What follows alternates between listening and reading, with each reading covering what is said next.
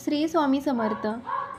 तुम्हाला तुमच्या आयुष्यात खूप असे नकारात्मक जाणवत असेल, कोणतीच गोष्ट तुमच्या मनासारखी होत नसेल, हाती घेतलेलं काम पूर्ण होत नसेल, त्या कामामध्ये सतत अडचणी अपयश येत असेल, तुमच्या घराची तुमच्या नवऱ्याची प्रगती होत नसेल, मुलांचे शिक्षणात लक्ष लागत नसेल किंवा शिक्षणात त्यांची प्रगती होत नसेल, अशा खूप साऱ्या समस्या असतील, घरात आजारपण येत असेल, आपला पैसा आजारपणात खर्च होत असेल, अशा खूप साऱ्या समस्या असतील, म्हणजे तुम्ही पूर्ण मनाने खचला असाल, तर आजपासूनच सकाळी उठल्या उठल्या तुम्ही हे काही उपाय करा.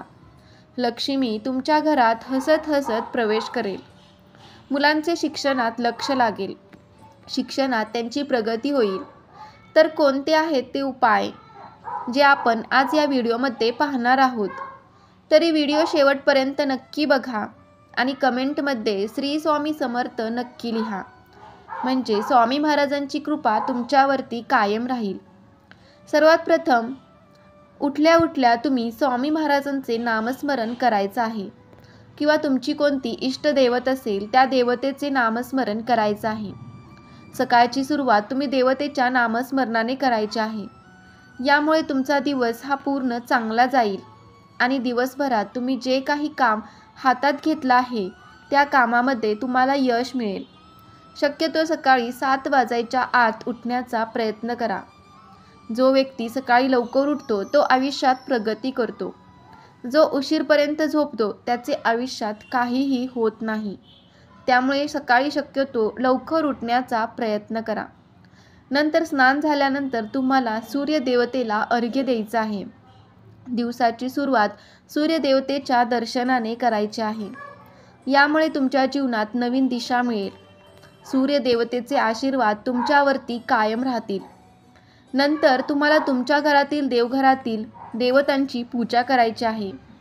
तुळशीला जल अर्पण करायचं आहे. तुळशीजवळ दिवा लावायचा आहे. जो व्यक्ती तुळशीची नित्यनियमाने पूजा करतो त्या व्यक्तीवर माता लक्ष्मी ही प्रसन्न होते आणि श्रीहरी विष्णूंचेही आशीर्वाद राहतात. कारण श्रीहरी विष्णूंना तुळशी अत्यंत प्रिय आहे. म्हणून तर तुळशीला आपण विष्णुप्रिया असं म्हणतो. म्हणून तुळशीला नित्यनियमाने जल अर्पण करायचं आहे आणि तुळशी मातेची पूजा ही करायची आहे. कारण तुळस ही साक्षात लक्ष्मी आहे. तसेच दर गुरुवारी तुळशीला कच्चं दूध अर्पण केल्यामुळे देखील लक्ष्मी माता आपल्यावरती प्रसन्न होते आणि आपल्या घरातील आर्थिक अडचणी या कमी होतात. उत्पन्नाचे नवीन नवीन स्तोत्र आपल्याला मिळतात. ज्या घरातील महिला ही कायम सकारात्मक असते, म्हणजे ज्या महिला नेहमी चांगलाच विचार करते, त्या घराची कायम प्रगती होत असते. कारण आपण जसा विचार करतो तसाच आपल्या घरामध्ये घडत असतं. कारण वास्तू ही कायम तथास्तु म्हणत असते. म्हणून घरातील मुख्य महिलेने नेहमी चांगलाच विचार केला पाहिजे. किती भांडण कटकटी वादविवाद असतील तरीही त्या सर्व गोष्टींकडे सकारात्मकतेने पाहिलं पाहिजे. यामुळे देखील आपल्या पतीची प्रगती होते. कारण पत्नी ही अर्धांगिनी असते आणि जसे पत्नी काम करते, ज्या गोष्टी करते, त्याचे अर्धे फळ किंवा पूर्ण फळ हे आपल्या पतीला मिळत असतं. त्यामुळे घरातील महिलेने आपले घर कायम स्वच्छ ठेवलं पाहिजे. घरातील कानाकोपरा हा स्वच्छ केला पाहिजे. दर शनिवारी घरातील जाळे जळमटे हे काढले पाहिजेत. घरातील फरशी दर शनिवारी खडे मीठ टाकून पुसली तर घरातील नकारात्मकता असते ती नष्ट होते आणि घरामध्ये सकारात्मक वातावरण निर्माण होते. तसेच मंगळवारी नखे केस कापू नये. गुरुवारी सुद्धा नखे आणि केस हे कापू नये. तर शुक्रवारचा दिवस हा केस आणि नखे कापण्यासाठी सर्वोत्तम मानला जातो. दर शुक्रवारी महिलांनी केस धुतले पाहिजे. तसेच आपली वैयक्तिक स्वच्छता जी असते ती दर शुक्रवारी केली पाहिजे. तसेच जो काही साजशृंगार असतो तो प्रत्येक महिलेने हा दर शुक्रवारी करायचा आहे. यामुळे देखील माता लक्ष्मी हे आपल्यावरती प्रसन्न होते. कारण शुक्रवार हा माता लक्ष्मीचा वार असतो आणि माता लक्ष्मीने कायम साजशृंगार केलेला असतो. त्यामुळे दर शुक्रवारी आपण चांगले कपडे, चांगली साडी आणि दागदागिने किंवा हाताला मेहंदी, हाताला नेलपेंट लावायचं आहे आणि आपण हा साजशृंगार करायचा आहे. यामुळे आपल्या घरात लक्ष्मी मातेचे आगमन होते तसेच काही महिलांना सवय असते की थोडीशी फाटलेली कपडे असतात ती महिला किंवा थोडासा गाऊन फाटलेला असतो ती महिला घरात वापरत असते, तर असे कपडे अजिबात वापरू नका. खास करून महिलेने अजिबात वापरू नका, कारण महिला ही घरची लक्ष्मी असते आणि घरातल्या लक्ष्मीने जर फाटके कपडे घातले तर आपले आयुष्यही फाटल्यागत होते. त्यामुळे घरातील महिलेने ही कायम टापटिपतच राहावे. याचा खूप असा परिणाम हा आपल्या पतीवर, मुलांवर हा होत असतो. म्हणून घरातील मुख्य जी महिला असते तिने कायम स्वच्छ आणि चांगलीच कपडे घातली पाहिजे. तसेच सायंकाळी घरामध्ये दिवा, अगरबत्ती, धूप केली पाहिजे. तुळशीजवळ दिवा सायंकाळी लावला पाहिजे. तुळशीजवळ दिवा लावताना ओम नमो भगवते वासुदेवाय नमः हा मंत्र रोज म्हणावा. यामुळे देखील आपल्यावरती श्रीहरी विष्णू प्रसन्न होतात आणि जर श्रीहरी विष्णू प्रसन्न झाले तर माता लक्ष्मी आपल्यावरती आपोआपच प्रसन्न होते. कारण जिथे श्रीहरी विष्णू असतात तिथे माता लक्ष्मी ही आपोआपच येते. त्यामुळे तुळशीची जी काही पूजा आहे ती रोज नित्यनियमाने घरातील महिलेने केलीच पाहिजे. तसेच तुळशीच्या झाडाजवळ अजिबात केरकचरा घाण नसावी. तुळशीचे झाड हे कुंडी स्वतंत्र आणि स्वच्छ ठिकाणीच ठेवलेली असावी. तुळशीच्या झाडारोपांमध्ये किंवा कुंडीमध्ये जर दुसरी रोप उगवून आली तर ती वेळच्या वेळी काढून टाकावीत. तुळशीचे झाड स्वतंत्र असावे आणि स्वच्छ असावे. यामुळे देखील आपल्यावर लक्ष्मी माता ही प्रसन्न होते. तसेच घरातील महिलेने कायम घरात लक्ष दिलं पाहिजे. घरातील मीठ, तांदूळ आणि पीठ हे कधीही संपू देऊ नये. ते संपायच्या अगोदरच ते दुकानातून विकत आणावे.